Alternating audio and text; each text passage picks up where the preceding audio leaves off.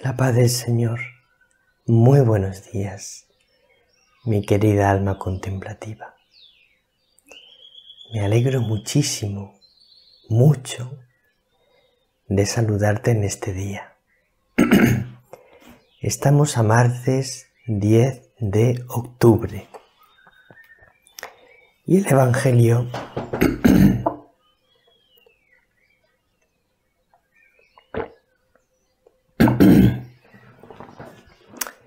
Evangelio es de San Lucas, capítulo 10, versículos 38 al 42.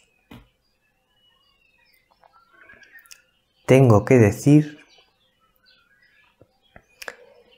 que el Evangelio de hoy es un Evangelio enormemente grato para mí. Es, sin duda alguna, uno de mis evangelios preferidos. ¿Y sabes por qué? Porque Jesús, en este evangelio, defiende con todo su poder y toda su autoridad a las almas contemplativas.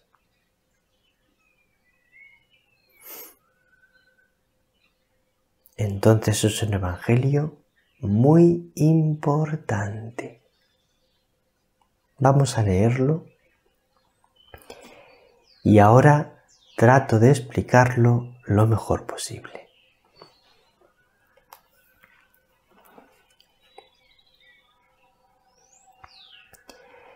En aquel tiempo entró Jesús en una aldea y una mujer llamada Marta lo recibió en su casa. Esta tenía una hermana llamada María, que, sentada a los pies del Señor, escuchaba su palabra. Marta, en cambio, andaba muy afanada con los muchos servicios. Hasta que, acercándose, dijo: Señor, ¿no te importa que mi hermana me haya dejado sola para servir? Dile que me eche una mano. Respondiendo, le dijo el Señor: Marta, Marta, andas inquieta y preocupada con muchas cosas. Solo una es necesaria. María, pues, ha escogido la parte mejor y no le será quitada.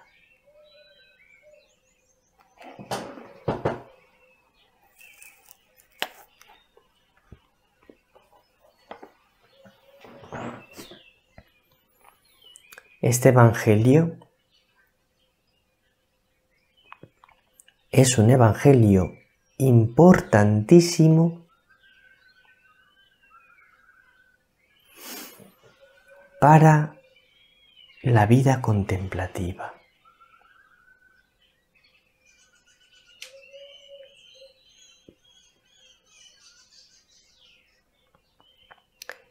Vamos a profundizar un poco en el tema.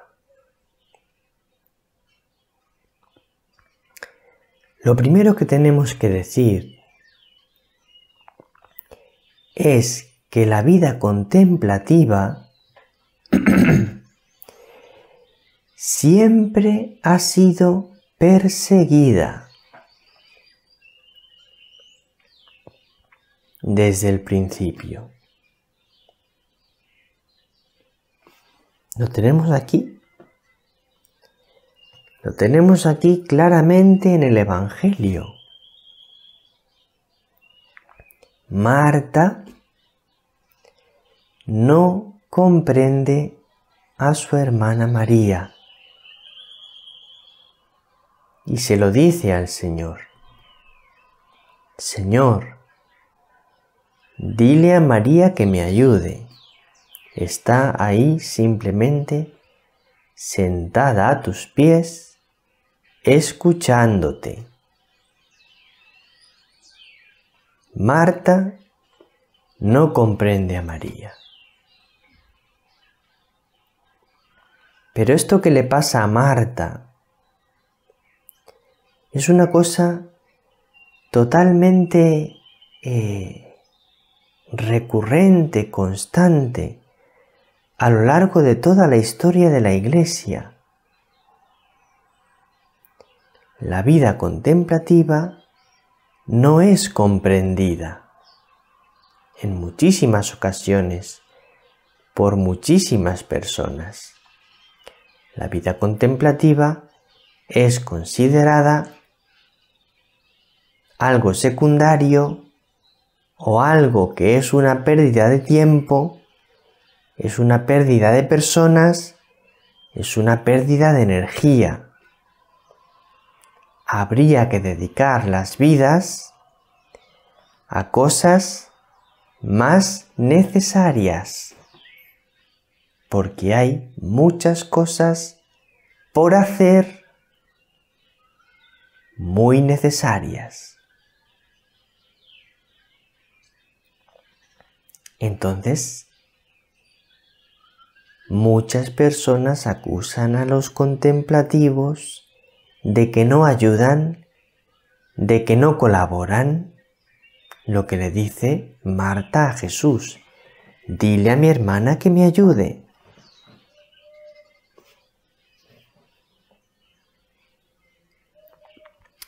Pero la respuesta del Señor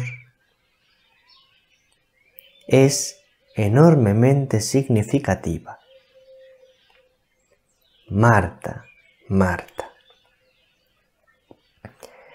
andas inquieta y preocupada con muchas cosas. Solo una es necesaria. María, pues, ha escogido la parte mejor y no le será quitada.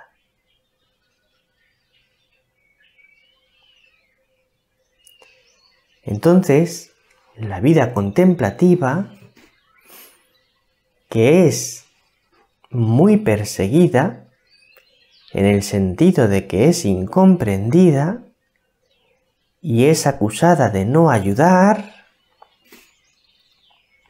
es claramente defendida por el Señor, por Jesús. María ha escogido la parte mejor y no le será quitada. Entonces Jesús defiende la vida contemplativa.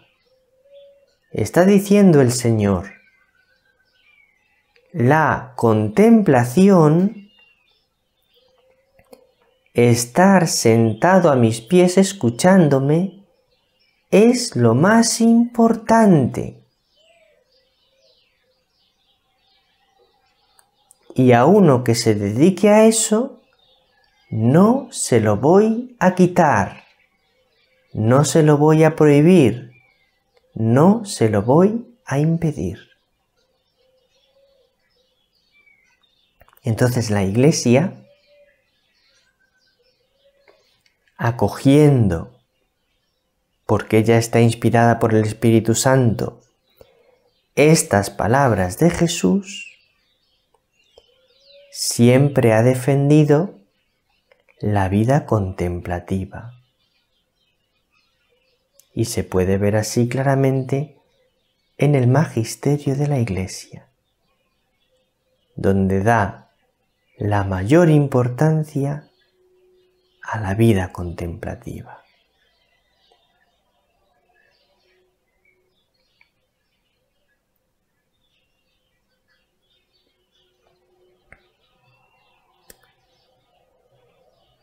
Pero la vida contemplativa, precisamente porque es la parte mejor, sufre una fuerte guerra por parte de los enemigos del alma. Ya sabes cuáles son los enemigos del alma, son tres: el mundo, el demonio y la carne.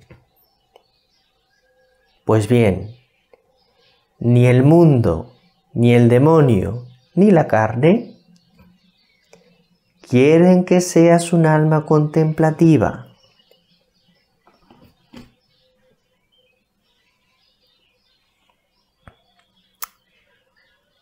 Ahora te voy a decir una cosa.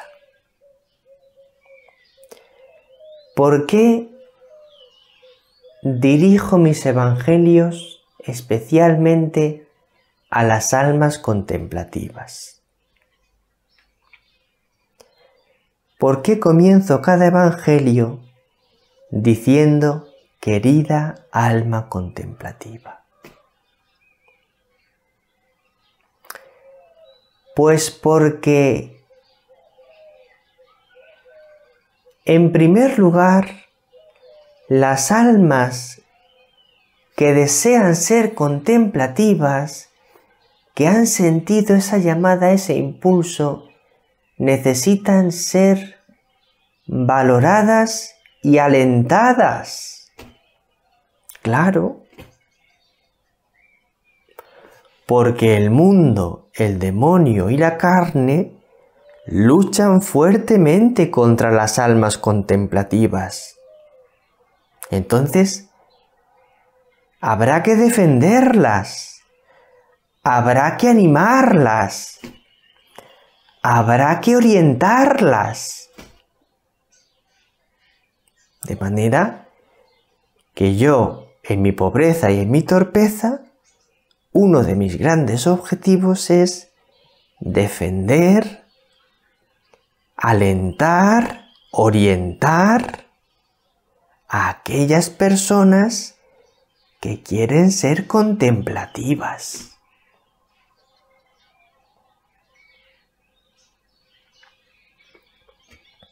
Ahora te digo a ti, querida alma contemplativa,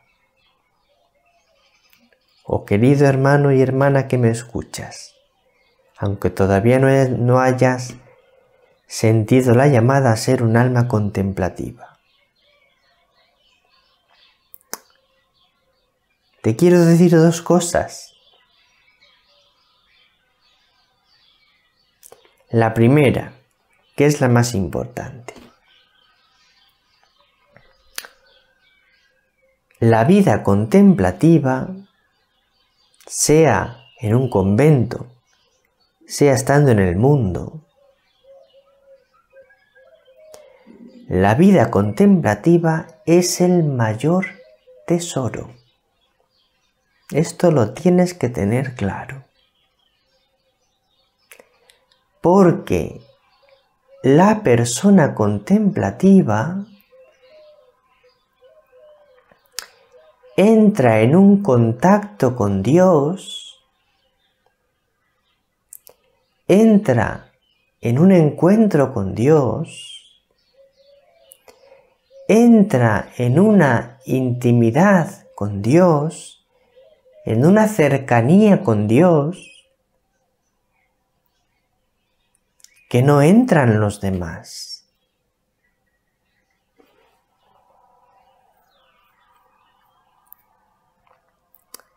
Y esta cercanía con Dios es la mayor gracia, el mayor don que se puede experimentar en este mundo, el mayor tesoro. Por eso, yo siempre te animo con todo mi corazón a ser un alma contemplativa, a entrar en el camino de la contemplación.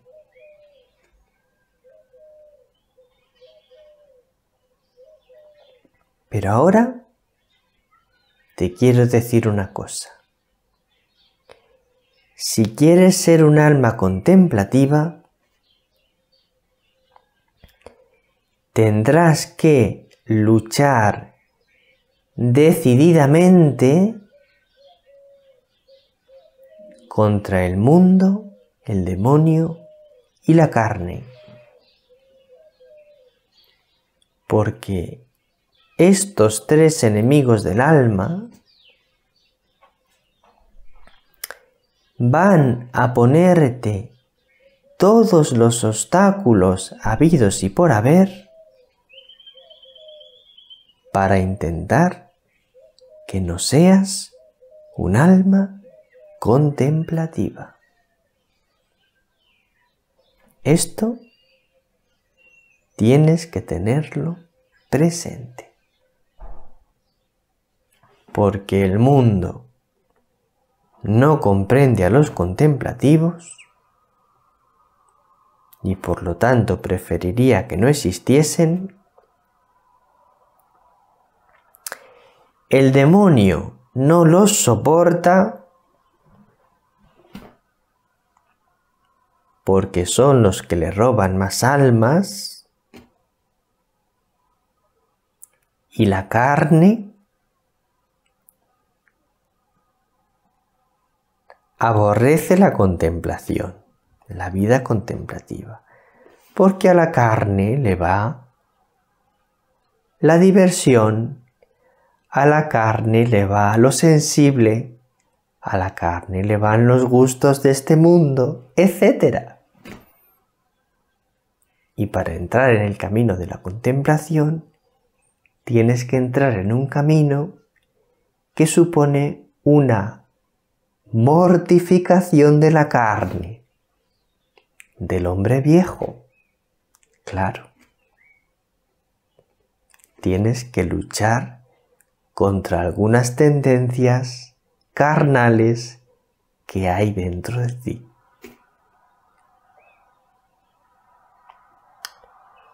¿A qué es muy bonito? Todas estas cosas que hemos estado hablando. Muy bien, pues esto es lo que hoy te quería decir. Mucho aliento a todas las almas contemplativas.